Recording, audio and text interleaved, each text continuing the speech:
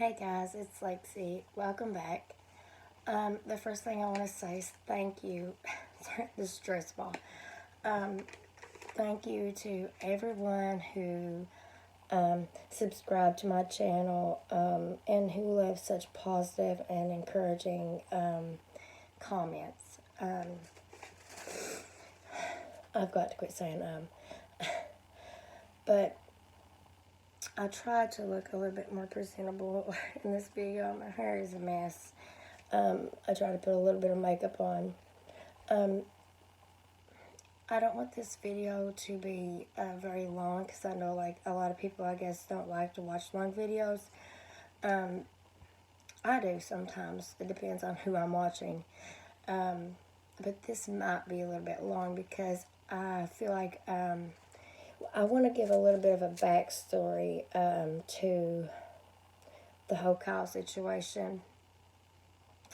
And then a little bit of after that I didn't get the chance to tell in Megan's video. And I have I have notes here. I have so many, these are all of my ideas that I wrote like in one night. Each one of these are ideas for videos. So I have a lot of ideas, and I have a lot of really good stories that I think that a lot of people will enjoy. They'll find funny, or they'll think I'm just crazy, and they'll relate to. So I want to start off by saying, so when I met Kyle, I was 17 years old. I was living with my mom and my stepdad, and so I met Kyle, and we dated for a little while. About a year, and everything was good. He had his own landscaping business and stuff, making money that way. And then we had Presley, our little girl. She's 6 now. She's doing great. But then that's when he started messing with marijuana.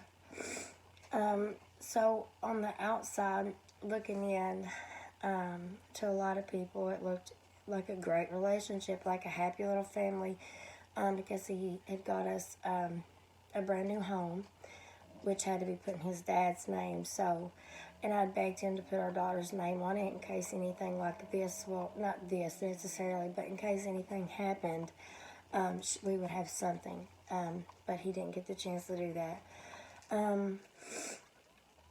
So we had a very, very complicated relationship. He cheated on me a lot. I have so many crazy stories. Like once I walked into our home and we had been broken up for like a day, if that. I don't even think we were broken up. I don't know, but it was like a day. And I came home the next day. Me and Presley did. He came and got us, or I drove that. I don't remember, but sorry.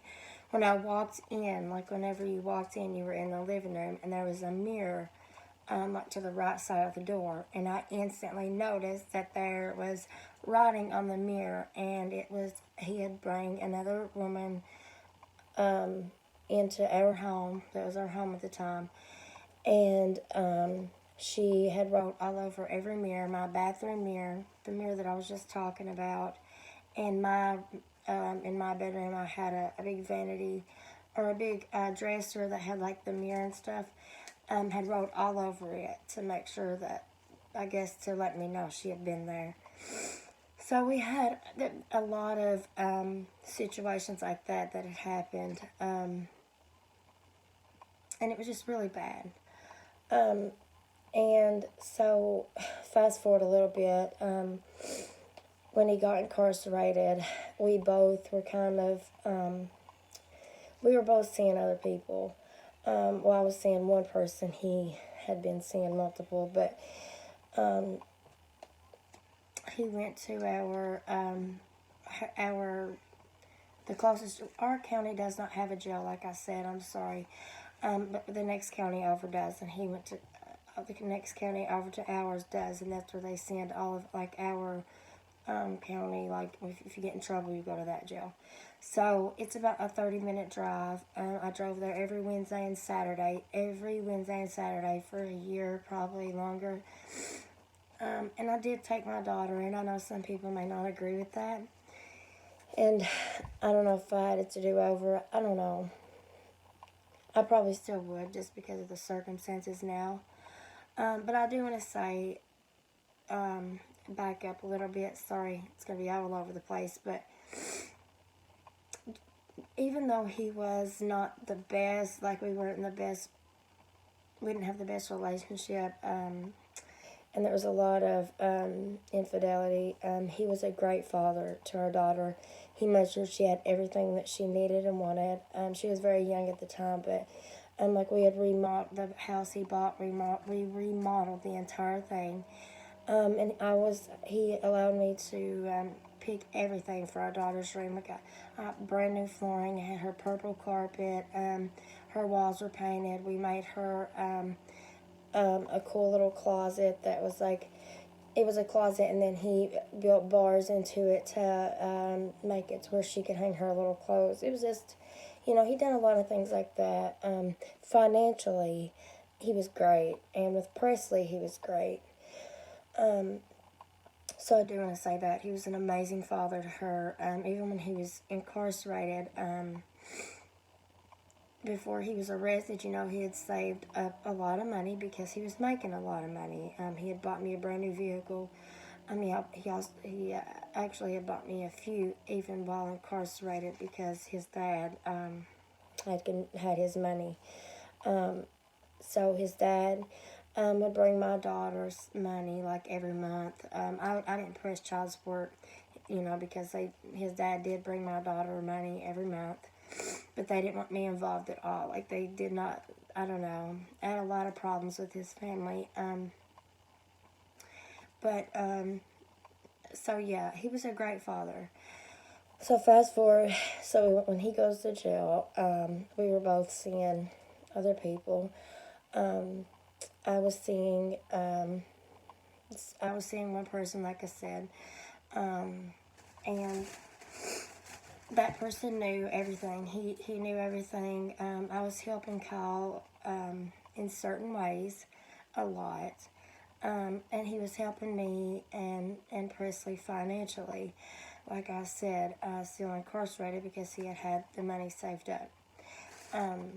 So we'll fast forward again to the Fulton County Jail.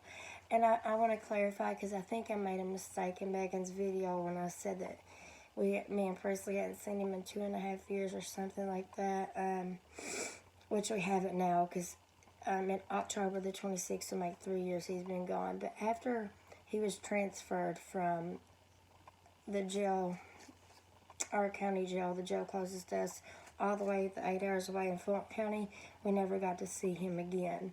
And I think he was there about a year. Actually, I think I was off on that a little bit. I'm sorry.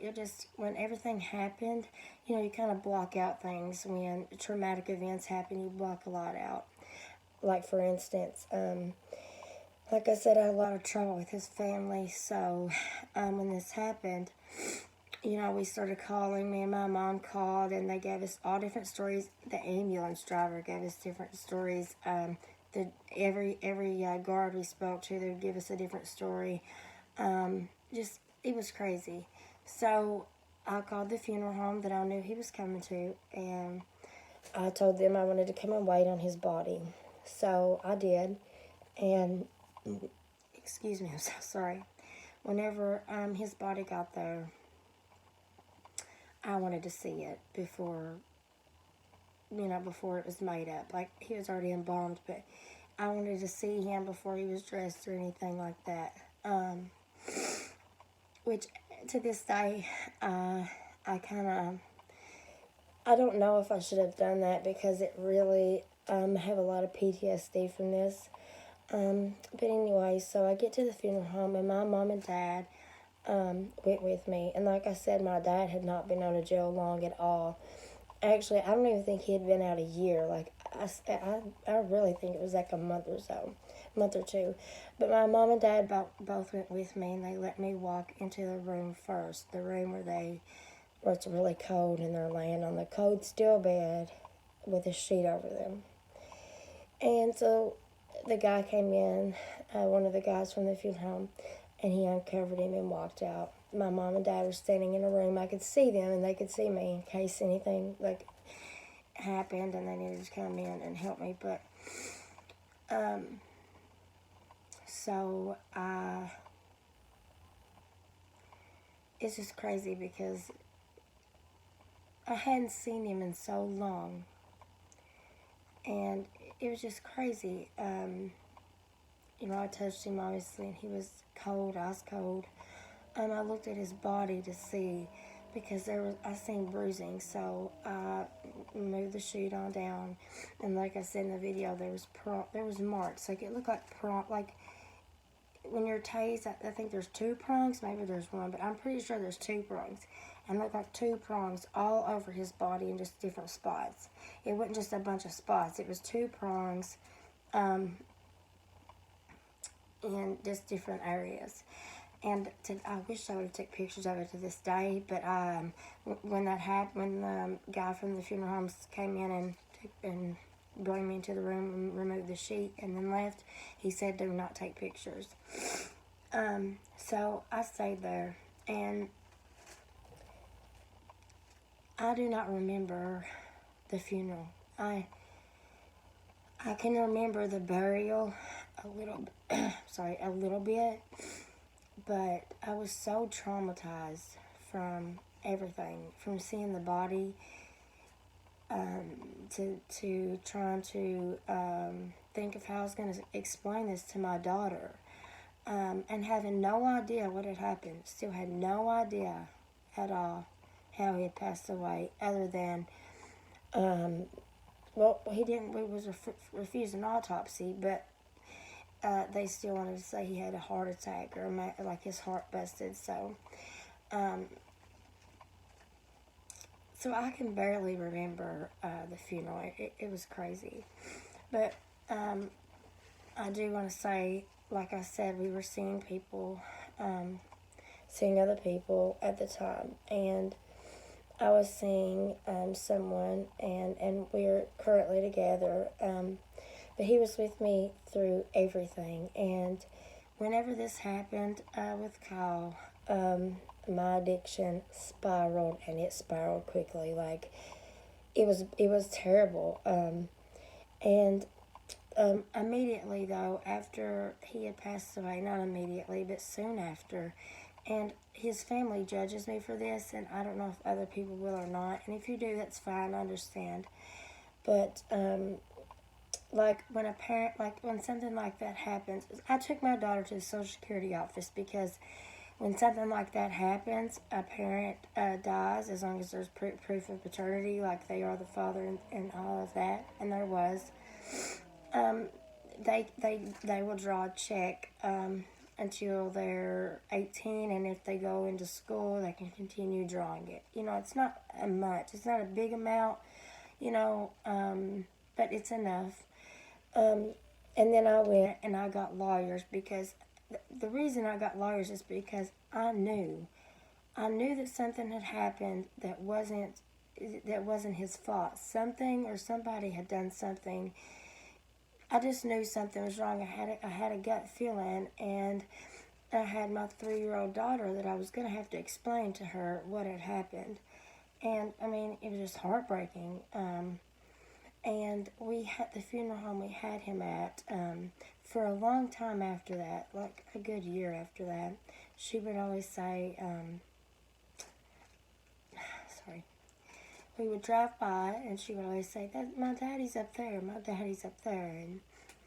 And I think I took her to his grave once, because she's so young. And like I said in Maine's video, I don't want to, or maybe it was my video, I don't want to traumatize. She's dealt with death too much. Sorry.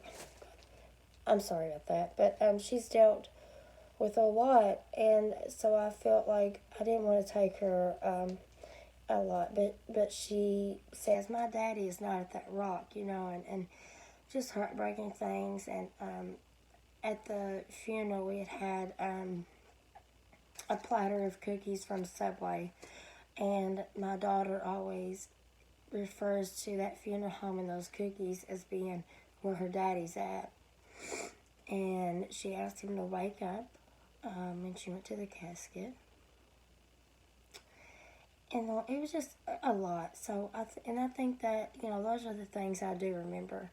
But a lot of it I just blacked out. I mean, I blocked out. I have no idea. And it was just crazy. So after that, like I said, I hired the lawyers. The case is almost over. And this is, and it's public record. Like, you can go and see his name is Daniel Thomas. That's the guard. You can look that up. Fulton County Jail, Fulton County, Kentucky, and that's the jail, Fulton County Jail. Fulton County Jail in Hickman, Kentucky. I'm so sorry. But you can look all this up, like, it's public record. But it's just crazy that, like I commented on Megan's Instagram post. I understand that a lot of people don't, like, what he was doing and what he done was wrong. But jail was his punishment. Being away from his family was punishment. He wasn't allowed to see letters, only postcards. And stuff like he had enough punishment. They sent him 8 hours away to where he couldn't see his family. So my point being is jail is punishment. Death, exploiting people that are in there that have no control because they think that their family, they know their family is so far away and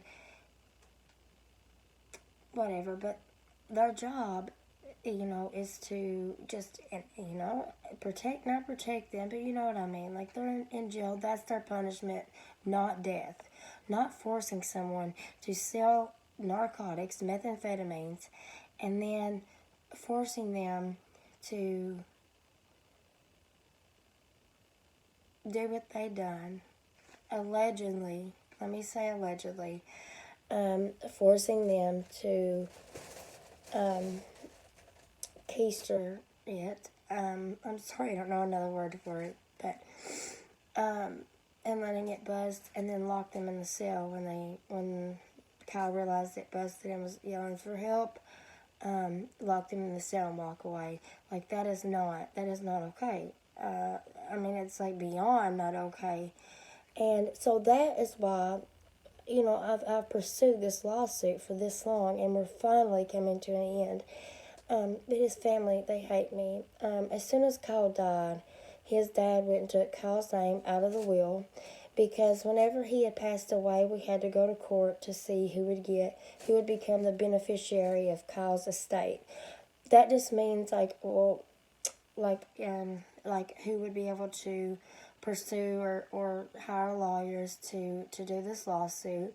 If he had any kind of estate, like if he had any property or any cars or anything, that I would be over them. Which there was a vehicle, and I didn't even go take it. Like, because my lawyers were like, just don't worry about it. Like, that's nothing compared to what your daughter will get. But since then, they've hated me. And when we went to court, I went to court against his dad.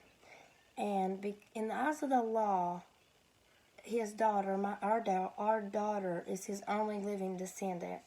So legally, they have to give her, and because she's underage, I'm her parent, so the beneficiary of his estate. They also, though, will allow you to share it with the grandparent or whoever. And I said yes, and he said no, because that. And when he said that, the judge went ahead and ruled that I would be the beneficiary. And since then, they've hated me, and they went straight and took Kyle's name off of everything. So his dad passed away not long ago, and everything that should have went to my daughter did not go, because they removed his name from everything after I was awarded the beneficiary. which is just wrong, you know? I mean, but anyways, sorry. I'm just all over the place, but I just had a lot of problems after, like I said, my addiction spiraled out of control. When I should have been there for my daughter the most, I, I, I was, but not emotionally, because emotionally I just was out of it. I had no idea what to do. And like I said, the person, Bobby is his name, the one that I was seeing at the time, stayed with me through everything. He helped me. He helped me get sober. He dealt with a lot, though, a lot, to do that. But he helped me. And so, and the reason I'm telling this is because I don't want to get it, I don't want to cause any confusion about, like mine and Megan's video where, you know, she refers to Kyle my fiance, because he was. We were together, like I said, for years, but we had, from the outside looking in, like I said, it was great. It was a perfect family, but there was a lot going on behind closed doors, you know, like abuse, like mainly emotional abuse. But I don't want to speak on that because he's passed away, and I don't even care. You know, aside from all of that, my daughter is the most important thing, and she lost her dad. Like, she lost, like, and, my dad, I lost him, not to death, but, you know, I lost him when he went to prison. And even before and after that, you know, he's not, I've just not had the best relationship with him. And when I told you, keep in mind, in my last video about what my mom and dad were both addicted to, the methadone and the Xanax, that is exactly what I was addicted to. It's crazy that my dad, my mom were addicted to that, and then I was. And there's some really just terrible and very traumatic stories that come out of that. You can probably maybe put two and two together, but like, we were on the same things, so. But anyway, I can talk about that later if you guys would want to hear a story time about it. There's also another thing I can talk about. Like I said, I have this list here that I have so many ideas, of story times mostly, and also getting into things about my hometown and really small towns. Like, they stick together, they protect each other. Like, and I remember after this happened, I tried to go to AA meetings, and I went to an AA meeting. Sorry if you hear my dog growling. I went to an AA meeting, and you know, in an AA meeting, sorry, you know, they'll ask like your drug of choice and stuff. And the guy that was running this AA meeting, he's very well known in my town. After the meeting, he gave me the methadone Xanax, my drug of choices, I guess, drugs of choice. He gave them to me. Now, I could go so much more into that, and a lot of things that happened after Kyle passed away with a county official. A lot. But I wanted to, I'm sorry, this is 23 minutes or 24 minutes. But I just want to kind of give you guys a little, a little background about me. And, yeah, I have, like I said, a lot of story times. I can read a couple off, and if there's any that you guys would like to hear, just let me know. Dealing with this peer support specialist, I don't know, I'm sure most of you know what that means, but like in Suboxone clinics and methadone clinics especially, like they'll hire peer support specialists who are people who are like, most of them are recovering addicts, and they've been clean, and they help you, you know, like they are kind of like a sponsor. But when I say dealing with a peer support specialist, I mean drug dealing, like drugs are involved. Like, it's crazy. Um, being abused by a county official, um, and who is now even higher up in this county. My experience with the AA meetings, like I just told you, because it happened a lot. Like I said, I can go deeper into that. And I could do Q&As, get to know me if there's questions you guys want to know.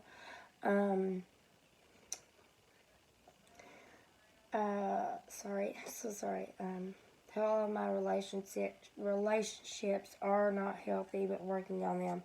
Which, I mean, they are a lot more healthier now, but I'm still having trouble because I have a lot of past issues. Like, I swear to God, my life story, you could not make this shit up. Like, there's just been so many things that's happened that just you wouldn't believe, and a lot of it has to do with like county officials and jails. It's just crazy things.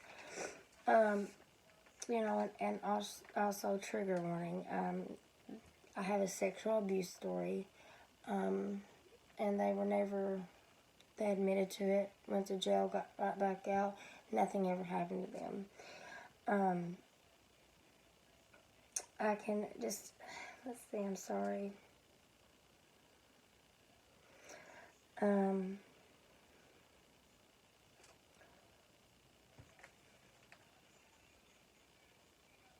Oh, and like how and why I haven't been able to work in this town, which has a lot to do with that county official I was talking about. Being blackmailed by a county official. How bad addiction has affected my life. And there's also another story on here. I don't know if you guys noticed. Sorry, I don't know how to turn my arm. Notice this tattoo. It says Haley. That's her name, Haley. And these two footprints. These are the actual footprints off of the birth certificate. There we go. That might be better. She weighed 1 pound 5 ounces. She was very small, and she lived 7 days. And I have just a huge story time about that because it's crazy. I delivered her in UK, Lexington, Kentucky. And I was treated a little differently there. Just like, it was just, but this happened before I had Presley and met Kyle.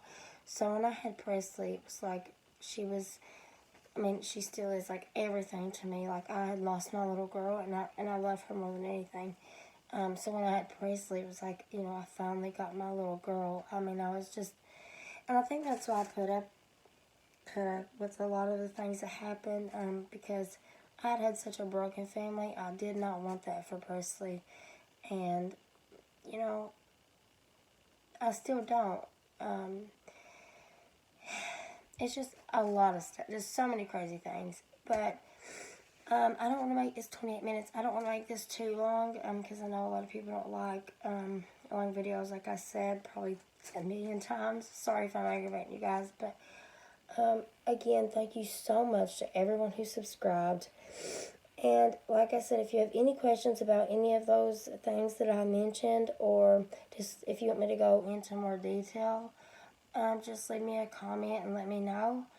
And also, again, I want to say thank you to Megan F. She has encouraged me so much. Like, there's no way I could sit down and make these videos before. Like I said, I had 2 videos forever ago, but I deleted them. But she has given me so much encouragement, and promoting me on her channel. She did not have to do that. And she's a very sweet, sweet person.